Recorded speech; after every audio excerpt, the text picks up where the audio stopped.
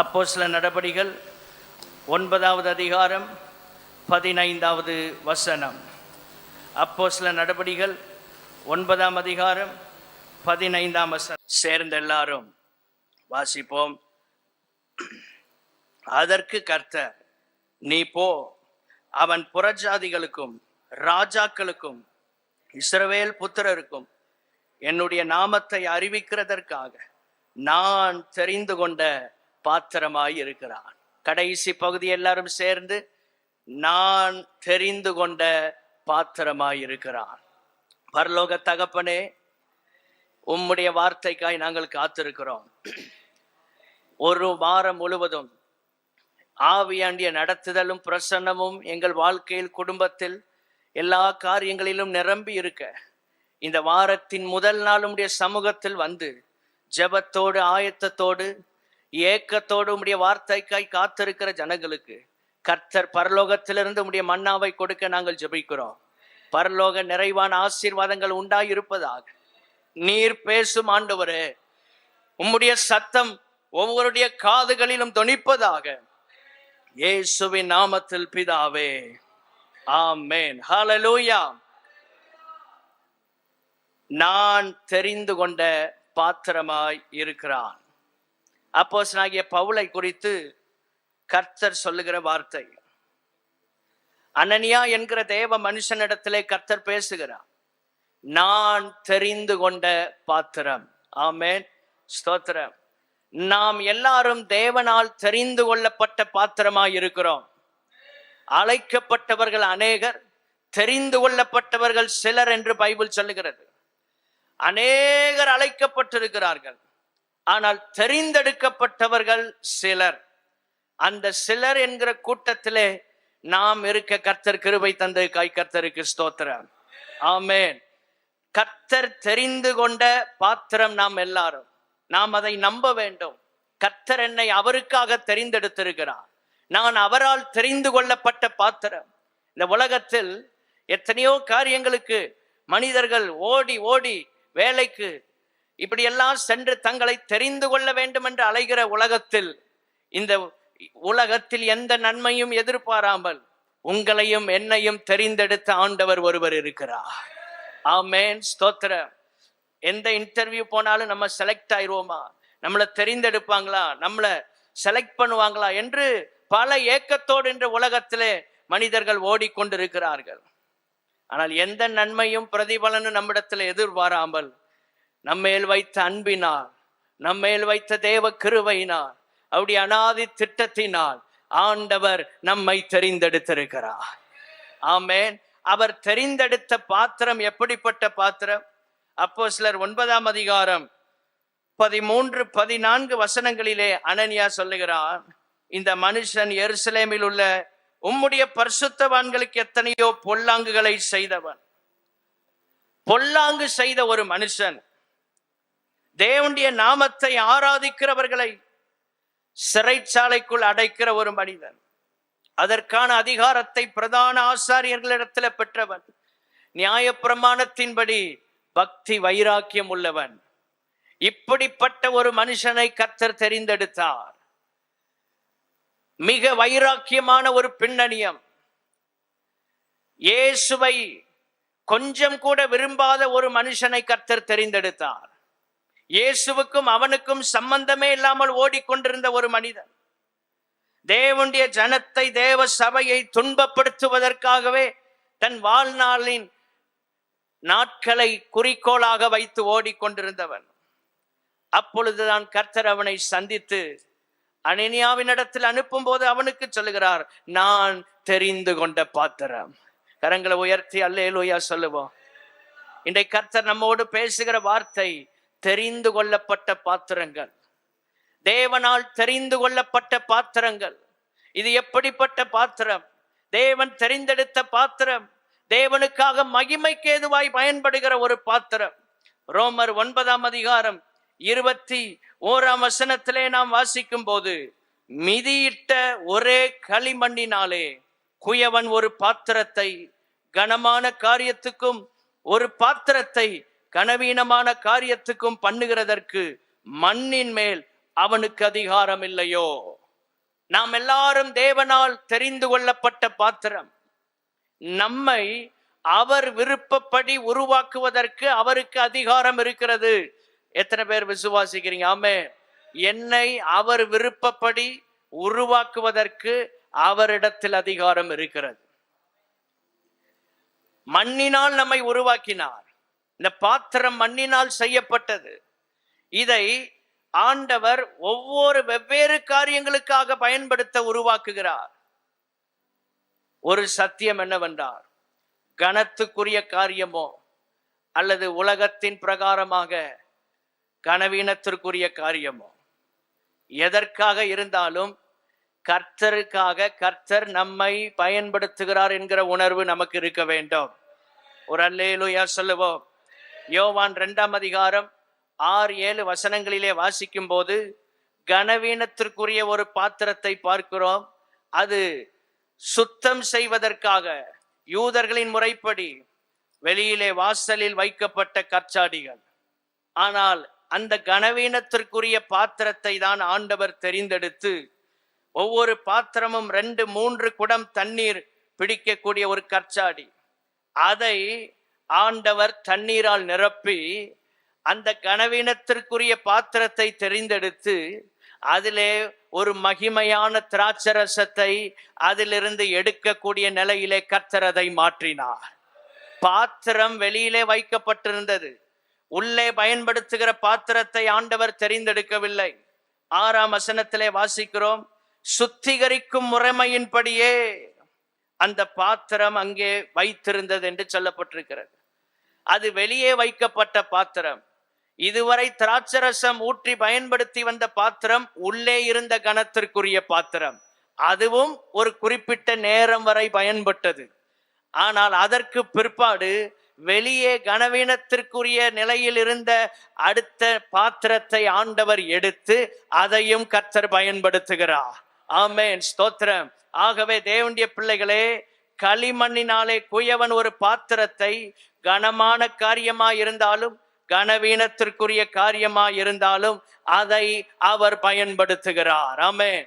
தேவனுடைய பிள்ளைகளே, கர்த்தர் நம்மை எந்த நிலையில் பயன்படுத்த விரும்பினாலும் அவருக்கு உபயோகமாய் பயன்பட கர்த்தர் நமக்கு உதவி செய்வாராக.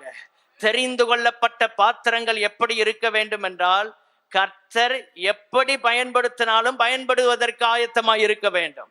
எதற்கு பயன்படுத்தினாலும் பயன்படுவதற்கு ஆயத்தமாய் இருக்க வேண்டும். கரங்களை உயர்த்தி ஒரு அல்லேலூயா சொல்லலாமா? நம்முடைய மனதில் இருக்கிற கற்பனைகளை மாற்றி அமைக்க கர்த்தர் உதவி செய்வாராக. அநேக நேரங்களிலே இப்படிதான், இந்த விதத்தில் தான், இப்படி பயன்பட வேண்டும் என்று பல கனவுகளோடு நாம் இருக்கிறோம்.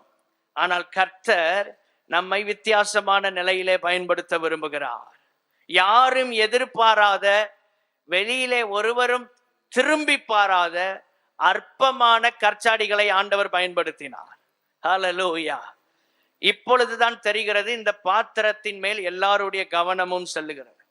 இதுவரை அது ஒருவரும் பெருசா பார்க்கக்கூடிய நிலையில் அல்ல, அது சுத்திகரிப்பதற்காகத்தான் வைக்கப்பட்டிருந்தது.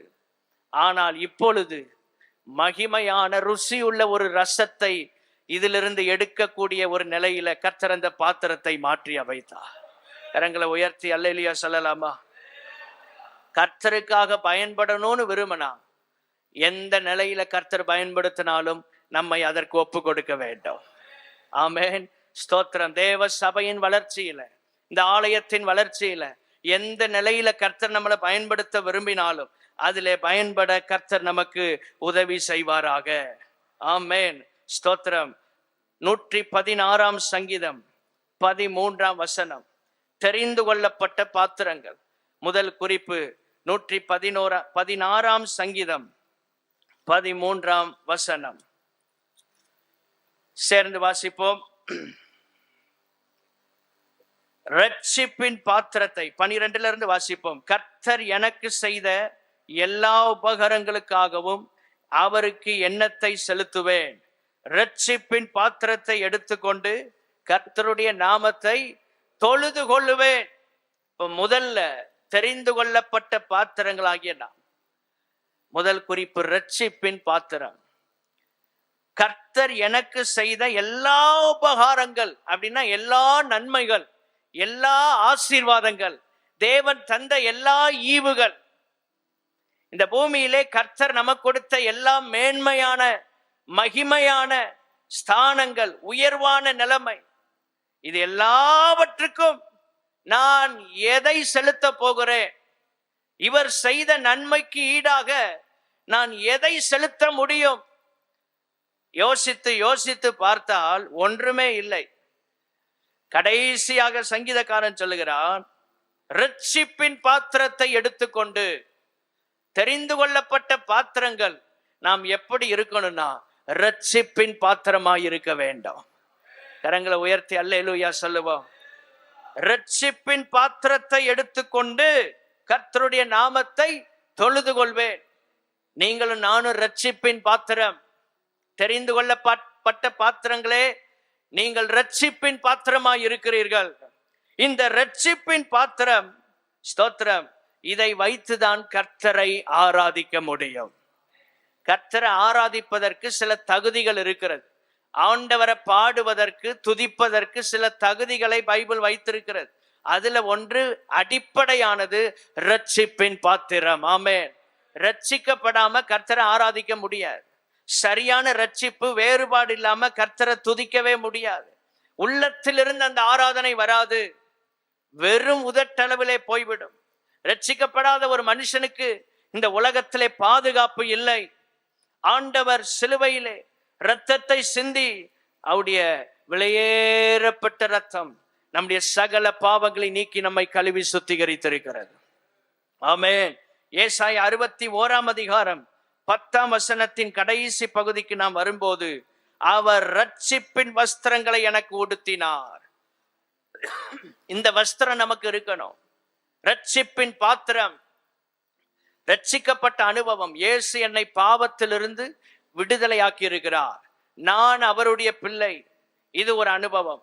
அடுத்த நிலையிலே ஒவ்வொரு நாளும் இந்த ரட்சிப்பை நாம் காத்து கொள்ள வேண்டும். இந்த ரட்சிப்பின் வஸ்திரத்தை இழந்து விடக்கூடாது. இந்த ரட்சிப்பின் பாத்திரத்தை நம்ம எடுத்துக்கொண்டுதான் ஆராதிக்க முடியும். ரட்சிப்பின் பாத்திரத்தை கீழே வச்சுட்டு ஸ்தோத்திரம் நம்ம கர்த்தரை ஆராதிக்க முடியாது. சில நேரங்கள்ல, சில சூழ்நிலைகள்ல நம்ம ரட்சிப்பே கேள்விக்குறியாகிறது. ரட்சிக்கப்பட்டோமா அப்படிங்கிறதே யோசிக்கக்கூடிய நிலையிலே வாழ்க்கை மாறி விடுகிறது. கர்த்தர் சொல்றார், ரட்சிப்பின் பாத்திரத்தை, சங்கீதக்காரன் சொல்றான், கைகளில் ஏந்தி கொண்டு. ஆமென். ஆண்டவரை ஆராதிக்கணும். ரட்சிக்கப்படாத ஒரு மனுஷன், ரட்சிப்பின் வஸ்திரம் இல்லாத மனுஷன் தேவனுடைய சமூகத்துக்கு செல்ல முடியாது. இந்த பூமியில் ஆசீர்வாதமும் இல்லை, பரலோகத்திலும் இடம் இல்லை. அப்ப ரட்சிப்பின் பாத்திரம் ரொம்ப முக்கியம். இதை நாம் காத்து கொள்ள வேண்டும். யாத்திராகமம் 7 அதிகாரம் 19 வசனத்துக்கு நாம் வரும்போது, யாத்திராகமம் 7 அதிகாரம் 19 வசனம், அங்கே சொல்லப்பட்டிருக்கிறது, மேலும் கர்த்தர் மோசையை நோக்கி, நீ ஆரோனிடத்தில் உன் கோலை எடுத்துக்கொண்டு எகிப்தின் நீர்நிலைகளாகிய அவர்கள் வாய்க்கால்கள் மேலும், நதிகள் மேலும், குளங்கள் மேலும், தண்ணீர் நிற்கிற எல்லா இடங்கள் மேலும் அவைகள் இரத்தமாகும்படிக்கு உன் கையை நீட்டு. அப்பொழுது எகிப்து தேசமெங்கும் மரப்பாத்திரங்களிலும் கற்பாத்திரங்களிலும் இரத்தம் உண்டாயிருக்கும் என்று சொல் என்றார். ரட்சிப்பின் பாத்திரம் நம்ம கையில இல்லைன்னா, ஸ்தோத்திரம், இது என்ன பாத்திரம்னா வாதை நிறைந்த பாத்திரம். இந்த உலகத்துல ரட்சிக்கப்படாத ஒரு மனுஷனுக்கு வாதைகள் நியமிக்கப்பட்டிருக்கிறது.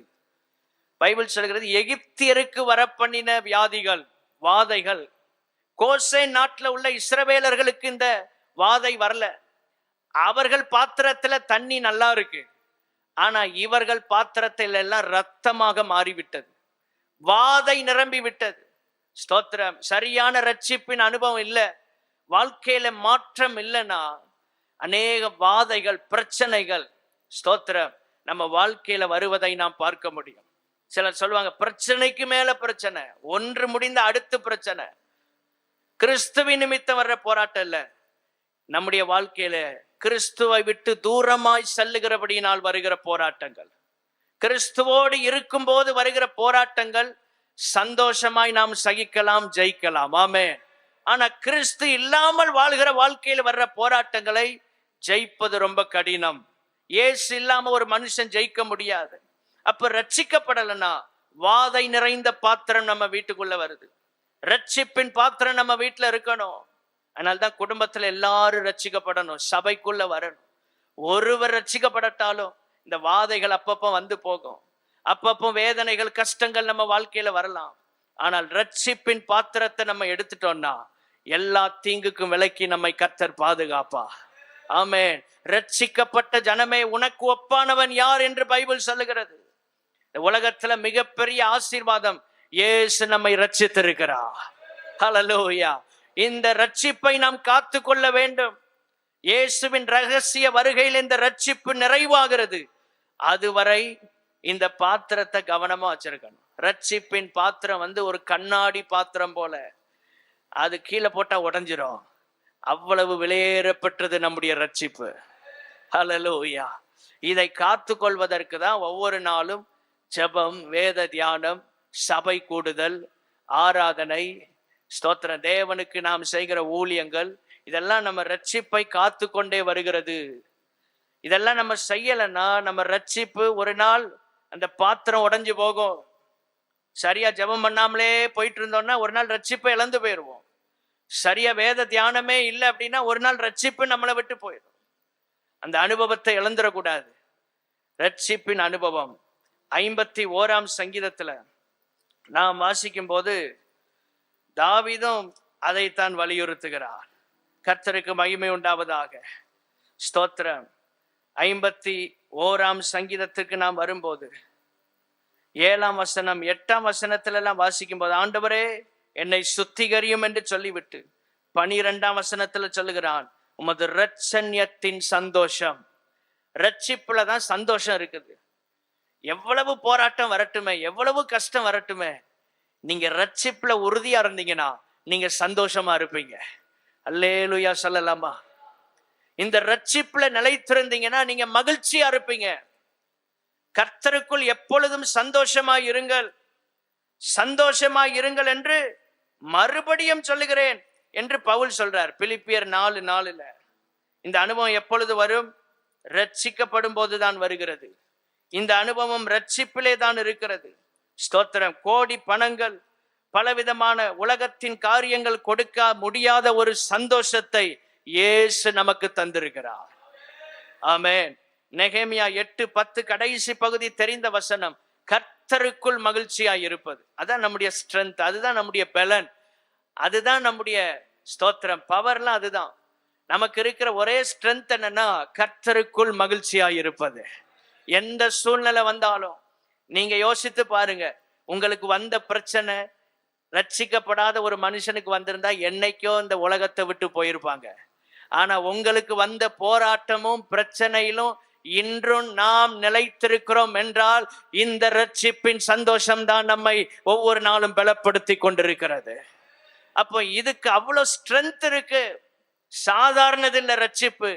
எவ்வளவு கஷ்டம், எவ்வளவு போராட்டம் வந்தாலும் கர்த்தர் உங்களை தாங்குவார், கர்த்தர் உங்களை மீட்டெடுப்பார். நீதிமானை ஒருபோதும் தள்ளாட ஒட்டார் என்று பைபிள் சொல்லுகிறது. அப்படி கர்த்தர் நம்மளை தூக்கி கொண்டு வருவார். அதான் ரட்சிப்பின் பாத்திரம். எவ்வளவு மேன்மையானவங்க யோசித்து பாருங்க. இந்த உலகத்தில் எவருக்கும் கிடைக்காத பெரிய மேன்மையை இயேசு நமக்கு கொடுத்திருக்கிறார். இந்த மேன்மை சிலுவையிலிருந்து வந்தது. இயேசுவின் இரத்தத்தின் விளைவாக வந்திருக்கிறது. இயேசுவின் மரணத்தின் மூலமாக வந்திருக்கிறது. இயேசுவின் உயிர்த்தெழுதலின் மூலமாக நமக்கு கிடைத்திருக்கிறது. இரண்டாவது, தேவனால் தெரிந்து கொள்ளப்பட்ட பாத்திரம். சங்கீதம் 23:5 தெரிந்த வசனம், என் சத்துருக்களுக்கு முன்பாக நீர் எனக்கு ஒரு பந்தியை ஆயத்தப்படுத்தி என் தலையை எண்ணெயால் அபிஷேகம் பண்ணுகிறீர். என் பாத்திரம் நிரம்பி வழிகிறது. எல்லாரும் சொல்லுங்க, என் பாத்திரம். இரண்டாவது அபிஷேக பாத்திரம்.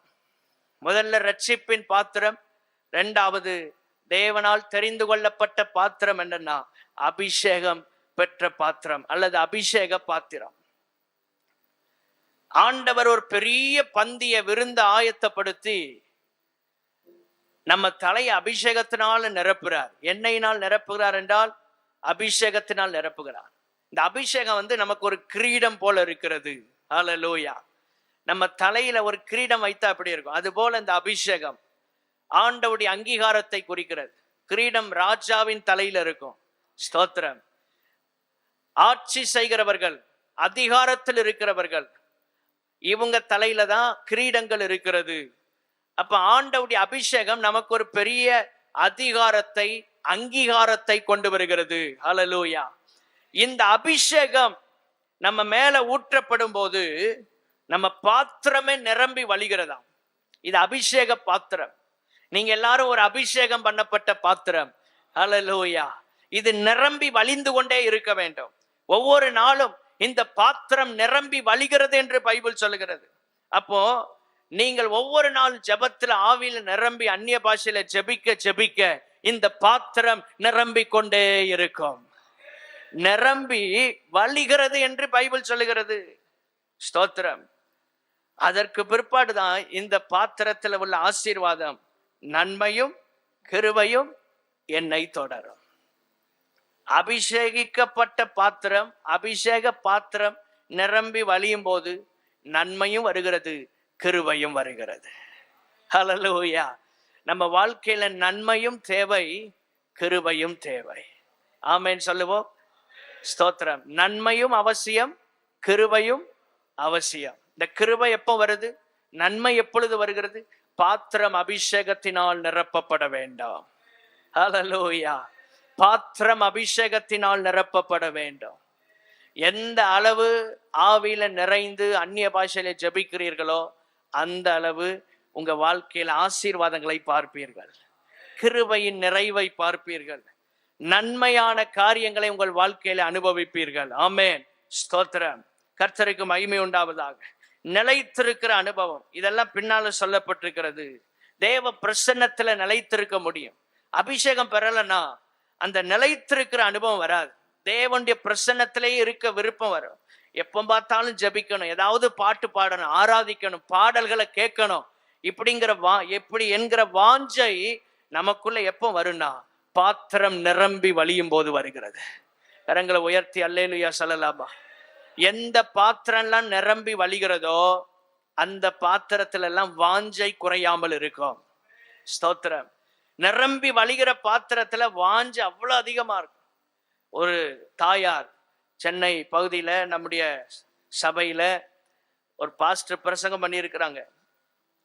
புதிய ஆத்துமாக்களை அழைச்சிட்டு வாங்க, இயேசுவின் அன்பை சொல்லி ரட்சிப்புக்குள்ள அவர்களை வழி நடத்தணும் அப்படின்னு சொல்லி அந்த பாஸ்டர் பிரசங்கம் பண்ணதை கேட்டு ஒரு அம்மா, ஒரு வயதான தாய், படிப்பறிவு இல்லை, எந்த ஒரு ஆள் பலமும் கிடையாது, அவ்வளவு ஒரு ரொம்ப ஏழ்மையான ஒரு அம்மா, அவங்களுக்கு ஒரு ஆசை, எப்படி ஆகிலும் சர்ச்சுக்குள்ள ஆத்துமாக்களை ஆதாயம் பண்ணணும். சொல்லிக்கிட்டே இருக்காங்க பாஸ்டர் வாரம் வாரம், எப்படி ஆகிலும் ஆத்துமா ஆதாயம் பண்ணணும்னு சொல்லி அந்த அம்மா ஒவ்வொரு நாளும் அவங்க வேலை என்னன்னா பூ விற்கிற வியாபாரம். இப்போ யோசிச்சிருக்காங்க, நமக்கு பைபிளும் தெரியாது, படிப்பறிவும் இல்லை, ஸ்தோத்திரம், பைபிள் காலேஜுக்கு போகலை, எழுத்து படிக்க தெரியாது. இப்படிப்பட்ட ஒரு நிலையில் அந்த அம்மாக்குள்ள இருந்ததெல்லாம் வாஞ்சை. ஆனா அபிஷேகம் பெற்றிருக்காங்க, ஊழியம் செய்யணும்னு வாஞ்சை இருக்கு, எப்படி செய்யணும்னு தெரியல.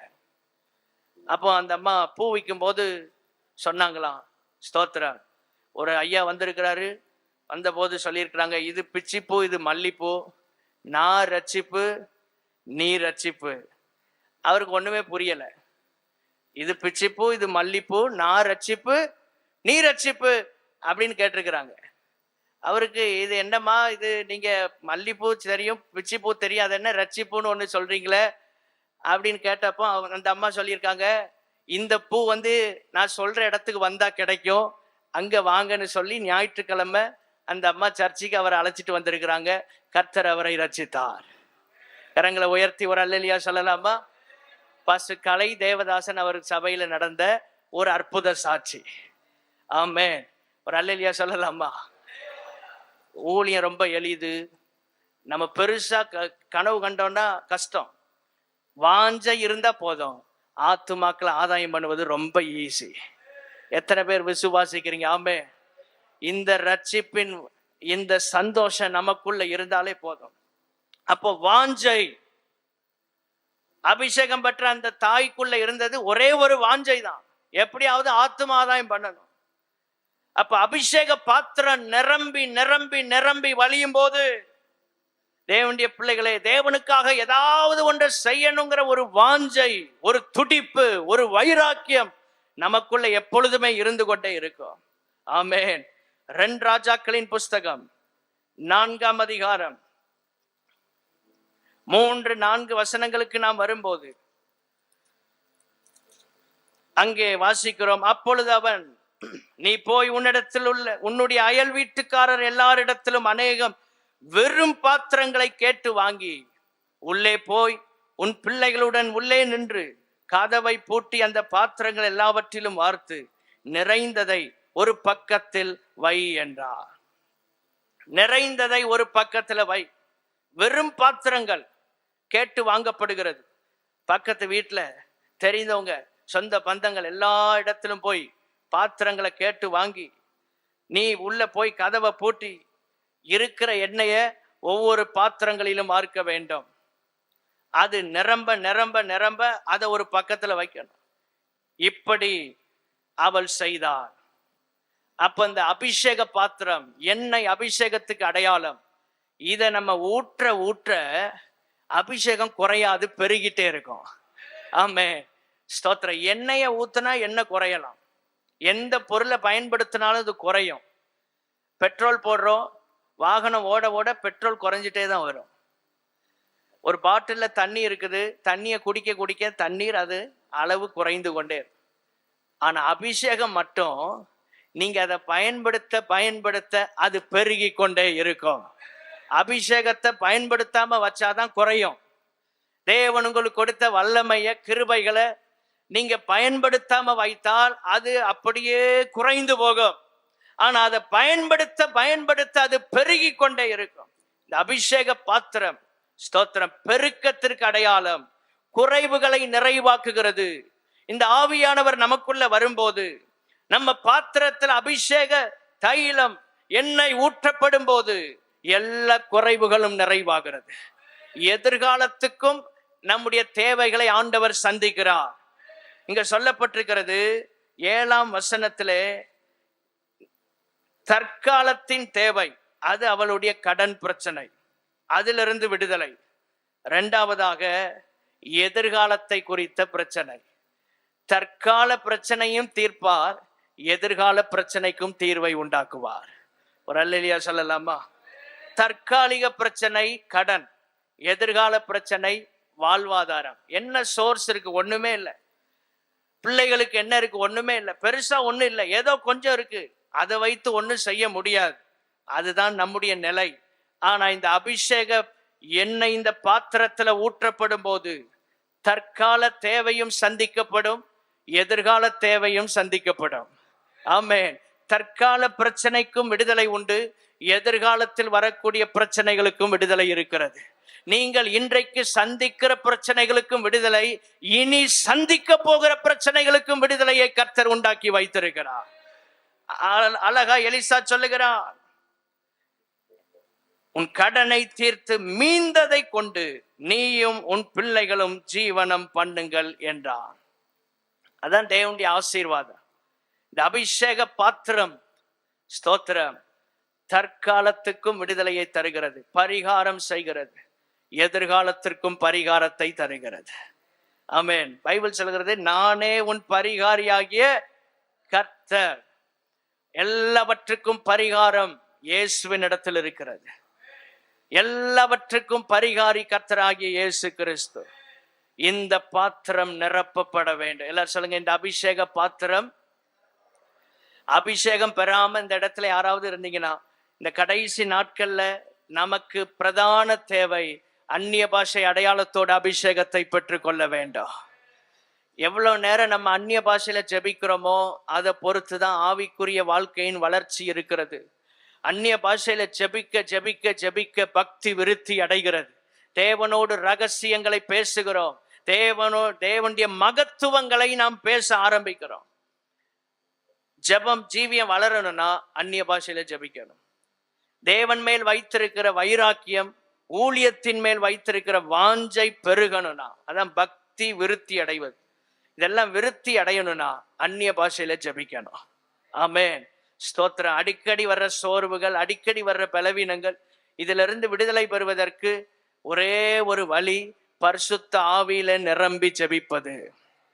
ஆமென். ஆவியில ஜெபிக்கணும் தான் பைபிள் நமக்கு சொல்லி கொடுக்கிறது. மாம்சத்துல ஜெபிக்கிற ஜெபம் இயேசுவே சொல்லுகிறார், மாம்சம் பலவீனம் உள்ளது. நம்ம மாம்சத்துல இருந்தாலும் ஆவியில ஜெபம் பண்ணணும். இந்த ஆவி பரிசுத்த ஆவியானவரோட கனெக்ட் ஆகணும். ஆமென்.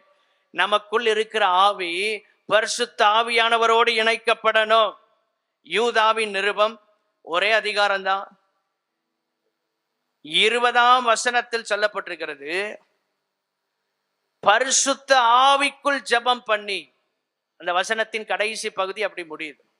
நீங்களோ பிரியமானவர்களே, உங்கள் மகா பரிசுத்தமான விசுவாசத்தின் மேல் உங்களை உறுதிப்படுத்தி கொண்டு பரிசுத்த ஆவிக்குள் ஜெபம் பண்ணி. எந்த ஜெபம் வல்லமை நிறைந்த ஜெபம்? பரிசுத்த ஆவிக்குள்ள ஜெபிக்கிற ஜெபம். பரிசுத்த ஆவிக்குள்ள ஜெபிக்கிற ஜெபம் அதான் வல்லமையுள்ள ஜெபமா இருக்கும். அந்நிய பாஷையில ஜெபிக்கணும், வெட்கப்படக்கூடாது. பக்கத்துல யாராவது ஜெபம் பண்ணுவாங்களான்னு பார்க்க கூடாது. நீங்க ஜெபிக்க ஆரம்பிக்கணும். உங்களுக்குள் இருக்கிற அபிஷேகம் பக்கத்துல இருக்கிற அத்தனை பேரையும் பற்றி பிடிக்கும். ஆமென், ஸ்தோத்திரம். பாஸ்டர் பால்தங்கி அவர்கள் சொல்வார்கள், ஆண்டவர் தேசத்துல எழுப்புதலுக்கு ஒரு பெரிய தீ அக்கினி அனுப்ப மாட்டார், ஒரு தீ பொறியை தான் அனுப்புவார். அந்த தீ பொறி தான் பெரிய தீய, ஒரு காட்டையே கொளுத்தக்கூடிய ஒரு நெருப்பை கொண்டு வரும். ஆமென். ஒரு அல்லேலூயா சொல்லக்கூடாதா? தேவனுடைய பிள்ளைகளே, நம்ம எதிர்பார்க்கிற மாதிரி ஒரு பெரிய தீயெல்லாம் வராது. ஒரு ஸ்பார்க் தான், ஒரு தீ பொறி தான் அனுப்புவாரு. அது பெரிய தீய கொண்டு வந்துடும். ஆமென். இந்த பிரசங்கத்துல ஒரு தீ பொறி தான் உங்களுக்குள்ள விழுது.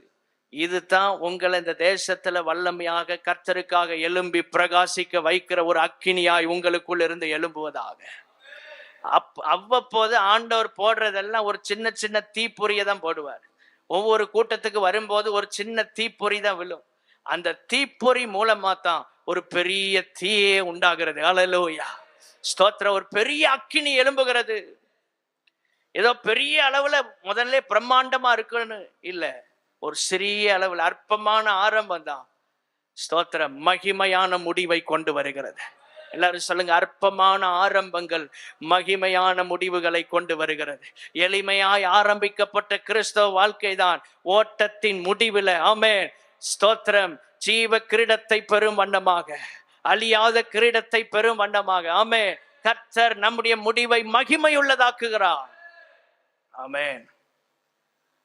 மூன்றாவதாக 1 ராஜாக்களின் புஸ்தகம் 10ஆம் அதிகாரம் 21ஆம் வசனம்.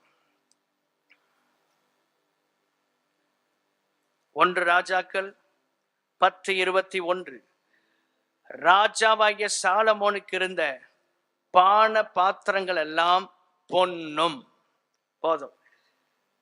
சாலமோன் பயன்படுத்தின பாத்திரம் பொன்னால் செய்யப்பட்ட பாத்திரம். ஸ்தோத்திரம். மூன்றாவது, தெரிந்து கொள்ளப்பட்ட பாத்திரங்கள் எப்படிப்பட்ட பாத்திரம்னா பொற்பாத்திரம். எல்லாரும் சொல்லுங்க, எப்படிப்பட்ட பாத்திரம்? நீங்களும் நானும் பொற்பாத்திரம். பொண்ணுக்கு மகிமை அதிகம். ஸ்தோத்திரம். இன்றைக்கு தங்கம் விலையேறப்பட்டதா இருக்குது. பொற்பாத்திரம். சாலமோன் அந்த நாட்கள்ல அதெல்லாம் ரொம்ப சர்வ சாதாரணமா பயன்படுத்துறான். அந்த வசனத்தின் கீழே கடைசி பகுதி சொல்லப்பட்டிருக்கிறது, சாலமோனின் நாட்களில் வெள்ளி ஒரு பொருளா எண்ணப்படாது. சாதா பிளாஸ்டிக் மாதிரி வெள்ளி அன்னைக்கு கிடைச்சிருக்கு. எல்லா ஜனங்கள்ட்டையும் வெள்ளி இருக்கு. அவ்வளவு ஸ்தோத்திரம். அன்றைக்கு ஆசீர்வாதமான ஒரு காலம். பொற்பாத்திரம் ராஜா பயன்படுத்துறது. இன்னைக்கு ஆண்டவர் கையில நம்ம எல்லாரும் இருக்கிறோம். நம்ம எப்படிப்பட்ட பாத்திரமா இருக்கோம்னா பொற்பாத்திரமா மாறணும். ஹல்லேலூயா, ஸ்தோத்திரம். விலையேறப்பட்ட பாத்திரமா கர்த்தர் நம்மளை மாற்றுகிறார். விலை போகாத பாத்திரமா இருந்த நம்மை அவர் கரத்திலே எப்பொழுதும் பயன்படுத்துகிற விலையேறப்பட்ட பாத்திரமாய் கர்த்தர் நம்மை மாற்றுகிறார். ராஜா பயன்படுத்துகிற பொற்பாத்திரம். எப்பொழுதும் பயன்பட்டு கொண்டே இருக்கிறது. ஹல்லேலூயா. எப்பொழுதும் பயன்பாடு இருக்கும். ராஜாவின் கையில இருந்தோம்னா, இயேசு ராஜாவின் கையில நம்ம இருந்தோம்னா எப்பொழுதும் நம்மளை பயன்படுத்தி கொண்டே இருப்பா. நமக்கு எப்பொழுதும் வேலை இருக்குது, நமக்கு எப்பொழுதும் ஊழியம் இருக்கு, நமக்கு எப்பொழுதும் பயன்பாடு இருக்கிறது. எபிரேயர் 9ஆம் அதிகாரம் 4ஆம் வசனத்திற்கு வரும்போது மன்னா வைக்கப்பட்ட பொற்பாத்திரம் என்று சொல்லப்பட்டிருக்கிறது. 4ஆம் வசனத்திலே அதிலே பொன்னால் செய்த தூப கலசமும் முழுவதும் பொற்கடு பொதிந்திருக்கக்கூடிய உடன்படிக்கை பெட்டியும் இருந்தன. அந்த பெட்டியிலே மன்னா வைக்கப்பட்ட பொற்பாத்திரம் இருந்தது.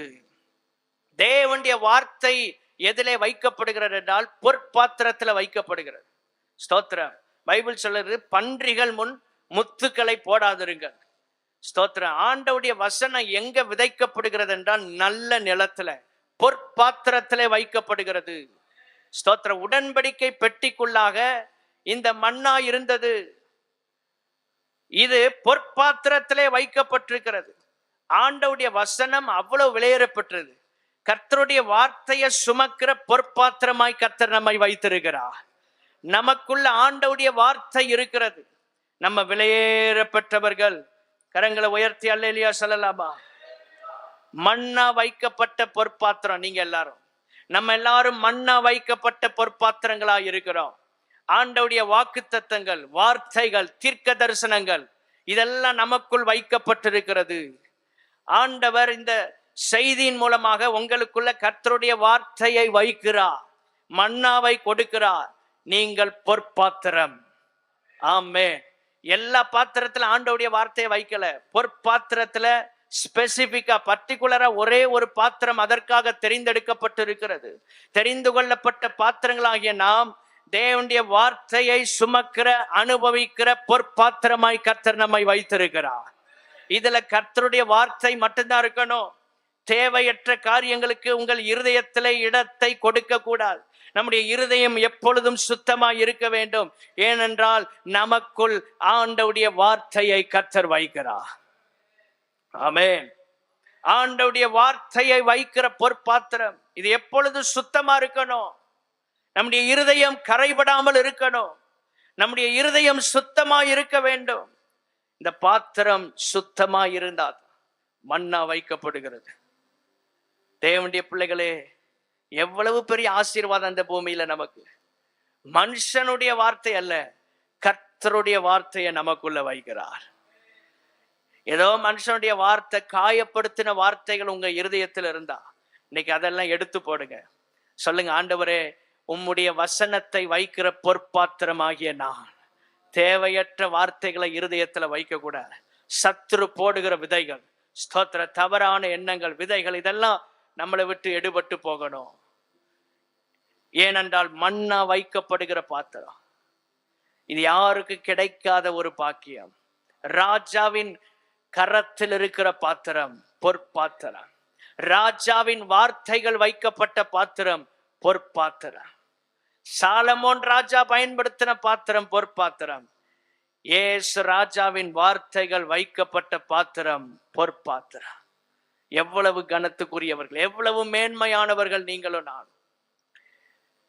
ஆண்டவர் எவ்வளவு ஸ்லாக்கியங்களை நமக்கு கொடுத்திருக்கிறார். சாதாரண நிலையில கர்த்தர் நம்மளை வைக்கல, உலகத்திலேயே கர்த்தர் நம்மளை மேன்மையா வைத்திருக்கிறார்.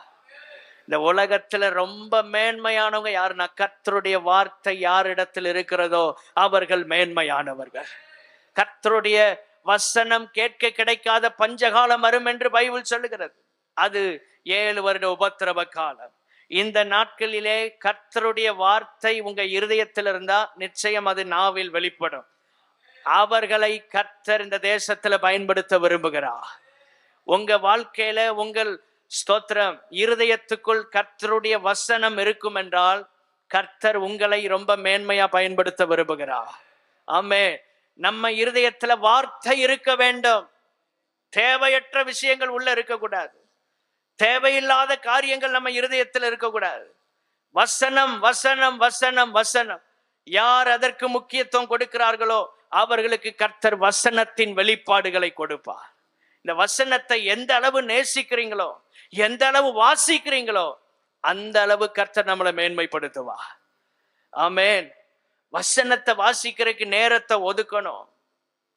1 சங்கீதம் 2 சொல்லுகிறது, கர்த்தருடைய வேதத்தில் பிரியமாய் இருந்து இரவும் பகலும் அதில் தியானமாய் இருக்கிற மனுஷன் பாக்கியவான்.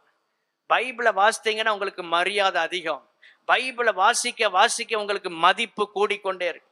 இந்த வேதத்துல அவ்வளவு சத்தியங்கள் நம்ம வாழ்க்கை தரத்தை உயர்த்திரும். இந்த பைபிள் எத்தனை பேருடைய சாட்சி நம் நடுவில் இருக்கிறது. என்றைக்கு வேதத்தை கையில் எடுத்தோமோ அன்றைக்கு ஆண்டவர் நம்ம வாழ்க்கை தரத்தை உயர்த்தி இருக்கிறார். இந்த வேதத்தை கையில எடுத்த ஒருவரும் கைவிடப்பட்ட சரித்திரமே கிடையாது. அந்த அளவுக்கு கர்த்தருடைய வசனத்துக்கு வல்லமை இருக்கிறது. இதை கொண்டு நம்முடைய வாழ்க்கையில கர்த்தர் வைக்கிறார். நாம் ஒரு பொற்பாத்திரம். கரங்களை உயர்த்தி அல்லேலூயா சொல்லுவோம். 4வதாக ஏசாயா தீர்க்கதரிசியின் புஸ்தகம் 52 11 52:11 சேர்ந்து வாசிப்போம். புறப்படுங்கள், புறப்படுங்கள். ஏசாயா 52:11 சேர்ந்து கொள்ளுங்கள். புறப்படுங்கள், புறப்படுங்கள், அவ்விடம் விட்டு புறப்படுங்கள், அசுத்தமானதை தொடாதிருங்கள். கர்த்தருடைய பாத்திரங்களை சுமக்கிறவர்களே, நீ அதன் நடுவிலிருந்து புறப்பட்டு உங்களை சுத்திகரியுங்கள். 4வது தெரிந்து கொள்ளப்பட்ட பாத்திரம் என்னன்னா கர்த்தருடைய பாத்திரம். இது எதை குறிக்கிறது? தேவனுக்காக நாம் செய்கிற ஊழியத்தை குறிக்கிறது. ஆமென், ஸ்தோத்திரம். கரங்களை உயர்த்தி ஒரு அல்லேலூயா சொல்லுவோம். கர்த்தருடைய பாத்திரம் இது ஊழியம் செய்பவர்களுக்கு அடையாளமாக இருக்கிறது. முழு நேரமாகவும் பகுதி நேரமாகவும் ஊழியம் செய்கிறவர்களை குறிக்கிற பாத்திரம் கர்த்தருடைய பாத்திரம். ஊழியம் செய்கிற ஊழியக்காரர்களே, நம்முடைய கைகள்ல கர்த்தர் இந்த பாத்திரத்தை கொடுத்திருக்கிறார். இதுக்கு பேர் என்னன்னா கர்த்தருடைய பாத்திரம். தேவன் கையில கொடுத்திருக்கிற பாத்திரம். தேவன் நம்மை நம்பி கொடுத்த ஊழியம், நம்மை நம்பி கொடுத்த பொறுப்புகள், இதையெல்லாம் வெற்றிகரமாய் செய்வதற்கு, அவர் எதிர்பார்க்கிற நிலையில் செய்து முடிப்பதற்கு கர்த்தர் கிருபை தருவாராக. ஆண்டவர் சொல்றார், அதின் நடுவில் இருந்து. ஒரு வார்த்தை அழுத்தமாக சொல்லப்பட்டிருக்கிறது. கர்த்தருடைய பாத்திரத்தை, கர்த்தருடைய ஊழியத்தை செய்கிற ஒவ்வொருவரும் எதின் நடுவில் இருந்து, இருவழி சந்தியில் நடுவில் கட்டப்பட்ட ஒரு கழுதை, அதன் நடுவில் இருந்து அது கட்டவிழ்க்கப்பட்டு இயேசுவுக்கு நேராக கொண்டு வரப்படுகிறது. ஏதோ ஒரு 2 பிரச்சனைகள், இருவழி சந்து, இங்கேயும் போக முடியல, அங்கேயும் போக முடியல, எங்க போகவா அங்க போகவா, இருமனம் நிறைந்த வாழ்க்கை. ஊழியம் செய்யணும்னு விருப்பம் இருக்கு, ஆனா உலகத்தையும் விட விருப்பம் இல்லை. உலகத்தையும் பிரியப்படுத்தணும், இயேசுவையும் பிரியப்படுத்தணும். வாரத்துல 6 நாள் உலகத்துக்குள்ள போயிடணும், ஒரு நாள் கர்த்தருக்கு கொடுத்துடணும். அதான் சொல்ல, அதின் நடுவில் இருந்து. இன்றைக்கு ஒரு வேறுபாட்டை ஆண்டவருக்கென்று வாழுகிற நாம் பிரத்யட்சமாக பிரித்தெடுக்கப்பட்ட ஒரு ஜீவியம் செய்ய கர்த்தர் நம்மை அழைக்கிறார். ஆமென், கர்த்தருக்கு மகிமை உண்டாவதாக. அதின் நடுவில் இருந்து பைபிள் சொல்லுகிறது, தேவனுக்கும் உலக பொருளுக்கும் ஊழியம் செய்ய ஒருவனாலும் கூடாது. 2 எஜமான்களுக்கு ஊழியம் செய்ய முடியாது. ஒன்று கர்த்தர் அல்லது உலகம். கர்த்தருக்கு ஊழியம் செய்ய வேண்டும் என்றால், தேவனுக்காக பயன்பட வேண்டும் என்றால், கர்த்தருடைய பாத்திரமாக ஆண்டவர் சொல்லுகிறது யாரை என்றால் ஊழியக்காரர்களை. ஊழியம் செய்கிறவர்கள் கர்த்தருடைய பாத்திரம். எவ்வளவு பெரிய மேன்மையான ஸ்தானம் பாருங்க. பொற்பாத்திரம் இதையெல்லாம் கடந்து மேல கொண்டு வந்து சொல்றாரு கர்த்தருடைய பாத்திரம். சாலமோன் கையில இருந்த பாத்திரம் பொற்பாத்திரம், இது அவர் கையில இருக்கு, அவருடைய பாத்திரம். எவ்வளவு ஸ்லாக்கியம் பெற்றவர்கள். இந்த கடைசி நாட்கள்ல கர்த்தருக்காக ஊழியம் செய்ய உங்களை அர்ப்பணியுங்கள். தேவனுக்காக ஊழியம் செய்ய உங்களை அர்ப்பணியுங்கள். அதின் நடுவில் இருந்து கழுதை கட்டவிழ்க்கப்பட்டு இயேசுவுக்கு ஊழியம் செய்ய வந்தது. இன்றைக்கு நாம் கட்டவிழ்க்கப்பட வேண்டிய இடங்களிலிருந்து கட்டவிழ்க்கப்பட்டால்தான் கர்த்தருடைய பாத்திரமாய் மாற முடியும். கரங்களை உயர்த்தி அல்லேலூயா சொல்லலாமா? கர்த்தருடைய பாத்திரமா மாறணும்னா கட்டவிழ்க்கப்பட வேண்டிய இடங்களிலிருந்து கட்டவிழ்க்கப்பட வேண்டும். கட்டவிழ்க்கப்பட வேண்டிய காரியங்களிலிருந்து கட்டவிழ்க்கப்பட வேண்டும். 2 தூண்களுக்கு நடுவிலே கட்டப்பட்ட சிம்சோன் சங்கிலிகளால் கட்டப்பட்டிருக்கிறான். சிம்சோனே, நீ கர்த்தருடைய பாத்திரம். ஒரு கழுதையின் பச்சை தாடை எலும்பை எடுத்து 1000 பெலிஸ்தியர்களை கொன்றவன். எவ்வளவு பராக்கிரமசாலி யோசித்து பாருங்கள். வேத சரித்திரத்திலே, உலக சரித்திரத்துல சிம்சோனை போல ஒரு பராக்கிரமசாலி இன்னும் எழும்பவே இல்லை. அவ்வளவு பெரிய மேன்மையான இடத்துல இருந்த சிம்சோன், கர்த்தருடைய பாத்திரமாகிய சிம்சோன் 2 தூண்களுக்கு நடுவிலே நிற்கிறார். கர்த்தர் சொல்லுகிறார், ஸ்தோத்திரம், அதின் நடுவில் இருந்து புறப்படு. சிம்சோனுடைய அடுத்த கட்ட வாழ்க்கை எங்க இருந்து ஆரம்பிக்கிறது? 2 தூண்களுக்கு நடுவே இருந்து ஆரம்பிக்கிறது. தேவன் அவனை சந்தித்தது எங்கே? 2 தூண்களுக்கு நடுவே. ஒரு 2 பிரச்சனைகள் உங்கள் மனதை ரொம்ப பாரப்படுத்தி கொண்டிருக்கிறது. 2 விதமான காரியங்களுக்கு நடுவே சிக்கி உடைந்து நொறுங்கி போய் இருக்கிறீர்கள். வெளியே சொல்ல முடியாத மனபாரத்தோடு இருக்கலாம். இன்றைக்கு கர்த்தர் அந்த 2 தூண்களுக்கு நடுவிலே இருந்து கர்த்தர் உங்களை விடுவித்து கர்த்தருடைய பாத்திரமாய் மாற்ற விரும்புகிறார். விசுவாசித்தால் கரங்களை உயர்த்தி ஒரு அல்லேலூயா சொல்லுவோம். சகரியா தீர்க்கதரிசியின் புஸ்தகம் 14ஆம் அதிகாரம் 20ஆம் வசனத்தில் சொல்லப்பட்டிருக்கிறது. இந்த கர்த்தருடைய பாத்திரம் எங்கே இருக்கிறது? கர்த்தருடைய ஆலயத்தில் உள்ள பானைகள் பலிபீடத்துக்கு முன்பாக இருக்கிற பாத்திரங்களை போல இருக்கும். இந்த கர்த்தருடைய பாத்திரம் எங்கே இருக்க வேண்டும் என்றால் பலிபீடத்துக்கு முன்பாக இருக்க வேண்டும். நீங்களும் நானும் எங்கே நிற்கணும்? ஒவ்வொரு நாளும் பலிபீடத்துக்கு முன்னால நிற்கணும். ஞாயிற்றுக்கிழமை தோறும் இந்த பலிபீடத்துக்கு முன்னால இந்த ஆலயத்துல நிற்கிற பாத்திரம் கர்த்தருடைய பாத்திரம். ஆமென், ஸ்தோத்திரம். கர்த்தருக்கு மகிமை உண்டாவதாக. இந்த பாத்திரம் கர்த்தருக்கு முன்பாக இருக்கிற பாத்திரம், பலிபீடத்துக்கு முன்பாக இருக்கிற பாத்திரம். ஒவ்வொரு நாளும் அதிகாலையில பலிபீடத்துக்கு முன்பாக தேவ சமூகத்துல நின்று தேவனை ஆராதிக்க பாத்திரம், அது கர்த்தருடைய பாத்திரம். கரங்களை உயர்த்தி ஒரு அல்லேலூயா சொல்லுவோம். 5ஆவதாக தெரிந்து கொள்ளப்பட்ட பாத்திரம் என்னவென்றால் 2 தீமோத்தேயின் புஸ்தகம் 2ஆம் அதிகாரம் 20ஆம் வசனம் 21ஆம் வசனம். ஒரு பெரிய வீட்டிலே பொன்னும் வெள்ளியுமான பாத்திரங்களும் அல்லாமல் மரமும் மண்ணுமான பாத்திரங்களும் உண்டு. அவைகளில் சில கனத்திற்கும் சில கனவினத்திற்கும் ஆனவைகள்.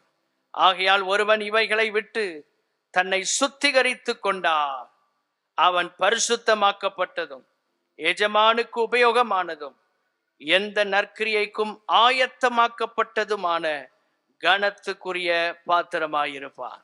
5வது, தேவன் தெரிந்து கொண்ட பாத்திரம் கனத்துக்குரிய பாத்திரம். ஆமென், ஸ்தோத்திரம். நாம் கனத்துக்குரிய பாத்திரம். எப்பொழுது கனத்துக்குரிய பாத்திரமாய் மாறுகிறோம்? இங்க சொல்லப்பட்டிருக்கிறது, பரிசுத்தமாக்கப்படும் போது. 2வது, எஜமானுக்கு உபயோகமாய் இருக்கும் போது. 3வது, எந்த நற்கிரியைக்கும் ஆயத்தமாய் இருக்கும் போது. அந்த பாத்திரம் தான் கனத்துக்குரிய பாத்திரம். ஆமென். ஆண்டவரே, நாங்கள் விரும்புகிற வண்ணம் உமக்கு கிரியை செய்வது அல்ல ஊழியம். நீர் விரும்புகிறபடி நற்கிரியைகளை செய்வதற்கு எங்களை ஆயத்தப்படுத்தும். நாம் எல்லாரும் நற்கிரியைகளை செய்ய ஆயத்தமா இருக்கிறோம்.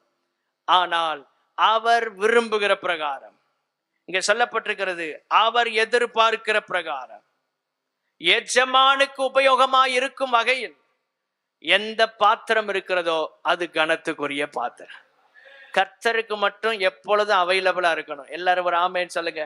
ஆண்டவருக்கு மட்டும் எந்த கூட்டத்துக்குனாலும் வரணும். ஸ்தோத்திரம். எந்த கூட்டத்துக்குனாலும் வரணும். முடிஞ்சாலும் ஓடி வாங்க.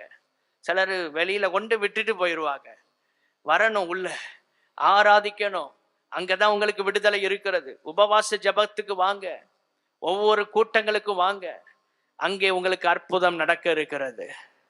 ஆமென். எஜமானுக்கு உபயோகமான பாத்திரம்னா தேவனுக்குரிய காரியங்கள்ல எப்பொழுதும் அவைலபிளா இருக்கணும். முடியாது, டைம் இல்லை சொல்லவே கூடாது. தேவனுக்கு உபயோகமாய் கர்த்தர் நம்மை வைத்திருக்கிறார். இன்னும் ஒரு வாழ்நாளை நம்முடைய ஸ்தோத்திரம் வாழ்க்கையில கூட்டி கொடுத்து கொண்டிருக்கிறார் என்றால் எஜமானுக்கு உபயோகமாய் இருப்பதற்காக. கரங்களை உயர்த்தி அல்லேலூயா சொல்லுவோம். எந்த நற்கிரியையும் கை உயர்த்தி சொல்லுங்க, ஆண்டவரே இந்த சபையில எந்த நற்கிரியையும் செய்வதற்கு ஆயத்தமான பாத்திரமாய் என்னை மாற்றும். அதான் வசனம் சொல்லுகிறது. ஆமென். எந்த விஷயமா இருந்தாலும் எதுவா இருந்தாலும் கர்த்தருக்கு பயன்பட கர்த்தர் உதவி செய்வாராக. அது கனத்துக்குரிய பாத்திரம். ஒருவன் எனக்கு ஊழியம் செய்தால் பிதாவானவர் அவனை கனம் பண்ணுவார். தேவனுக்காக பயன்படுகிறதுல எந்த ஊழியமா இருந்தாலும் கனத்துக்குரியதோ கனவீனத்துக்குரியதோ உபயோகமாய் இருக்கும்போது நம்மை கர்த்தர் கனத்துக்குரிய பாத்திரமாய் மாற்றுகிறார். ஹல்லேலூயா, ஸ்தோத்திரம். தேவனுடைய பிள்ளைகளே, நாம் ஒவ்வொரு நாளும் ஏதாகிலும் ஒரு விதத்துல கர்த்தருக்கு பயன்பட கர்த்தர் உதவி செய்வாராக. ஆறாவதாக 1 கொரிந்தியர் 10ஆம் அதிகாரம் 16வது வசனம். நாம் ஆசீர்வதிக்கிற ஆசீர்வாதத்தின் பாத்திரம் கிறிஸ்துவினுடைய இரத்தத்தின் ஐக்கியமாய் இருக்கிறது அல்லவா? நாம் பிற்கிற அப்பம் கிறிஸ்துவினுடைய சரீரத்தின் ஐக்கியமாய் இருக்கிறது அல்லவா? ஆறாவதாக ஆசீர்வாதத்தின் பாத்திரம், இதுதான் கர்த்தருடைய பந்தி. இந்த பாத்திரத்துல கர்த்தர் நம்மை பங்கெடுக்கிற பாக்கியத்தை தருகிறார்.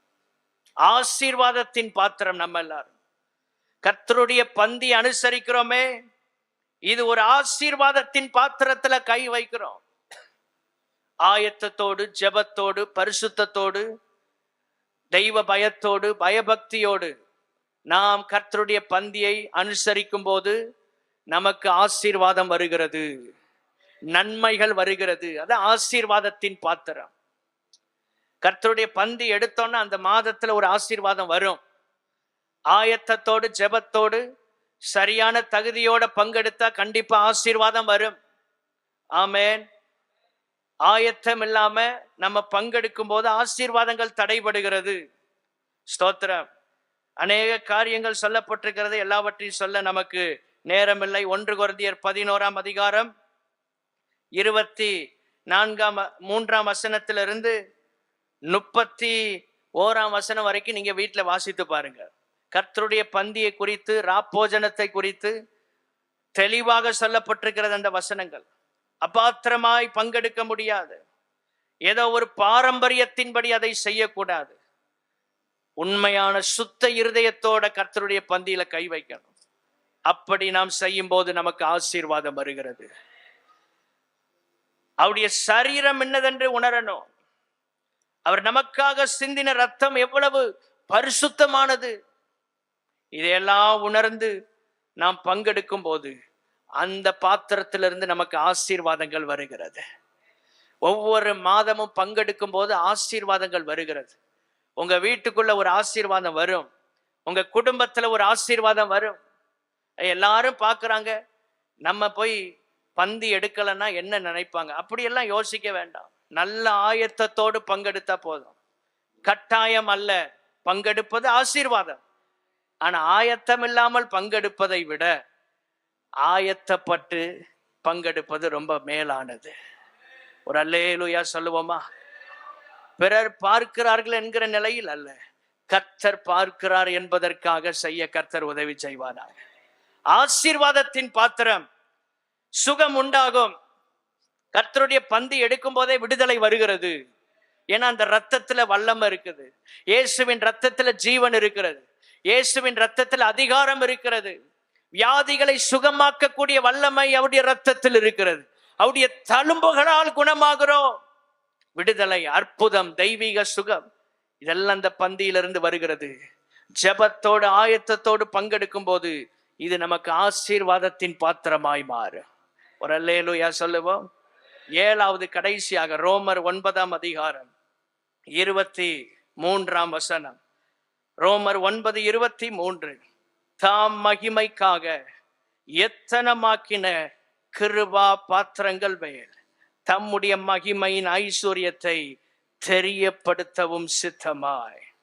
கிருபா பாத்திரங்கள் மேல் அவருடைய மகிமையின் ஐஸ்வர்யத்தை தெரியப்படுத்துகிறார். மகிமையின் ஐஸ்வர்யத்தை விளங்க பண்ணுகிறார். மகிமையின் ஐஸ்வர்யத்தை பொழிந்தருளுகிறார். எந்த பாத்திரம்? தெரிந்து கொள்ளப்பட்ட பாத்திரமாகிய நாம் ஒவ்வொருவரும் 7வதாக கிருபா பாத்திரங்களாக கர்த்தர் நம்மை மாற்றிருக்கிறார். ஒவ்வொரு நாளும் கிருபைக்கு மேல் கிருபை, ஒவ்வொரு நாளும் கிருபைக்கு மேல் கிருபை. இந்த பாத்திரம் கிருபா பாத்திரம். இது கிருபையின் காலத்தில் உள்ள ஒரு பாத்திரம். அல்லேலூயா சொல்லலாமா? இன்னும் கிருபையை தருகிறார். ஒவ்வொரு நாளும் அதிகாலையில முழங்கால் படியிட்டு ஆண்டவர் சமூகத்தை நோக்கி பார்க்கும்போது கிருபை ஆண்டவர் தர்றார். மனத்தாழ்மையோட தேவ சன்னிதானத்துக்கு வரும்போது தாழ்மை உள்ளவர்களுக்கு கிருபையை ஆண்டவர் தருகிறார். தேவன் நமக்கு கொடுத்த கிருபைகள் ஏராளம். உயிர் வாழ்வதற்கு கிருபை தருகிறார். பயன்படுவதற்கு வரங்களாகிய கிருபைகளை தருகிறார். இந்த கிருபைகளை நாம் பெற்றுக்கொண்டு நம் அளவில் மாத்திரம் அல்ல, தேவராஜ்யத்தின் நன்மைக்காக இந்த கிருபா பாத்திரங்கள் உபயோகப்பட கர்த்தர் உதவி செய்வாராக. இன்னும் எத்தனை காலங்களை கர்த்தர் நமக்கு வைத்திருக்கிறார் என்று ஒருவருக்கும் தெரியாது. கொடுத்திருக்கிற இந்த காலங்கள்ல அவர் தந்த கிருபைகளை அவருக்காக பயன்படுத்த, கடைசி மட்டும் இந்த கிருபா பாத்திரத்துல கிருபை குறையாம யார் யார் தேவ சன்னிதானத்துல மனத்தாழ்மையோடு காத்திருக்கிறாங்களோ எல்லார் மேலே அந்த கிருபையை கர்த்தர் ஊற்றுகிறார். நாம் எல்லாரும் எழுந்து நின்று, ஆண்டவரே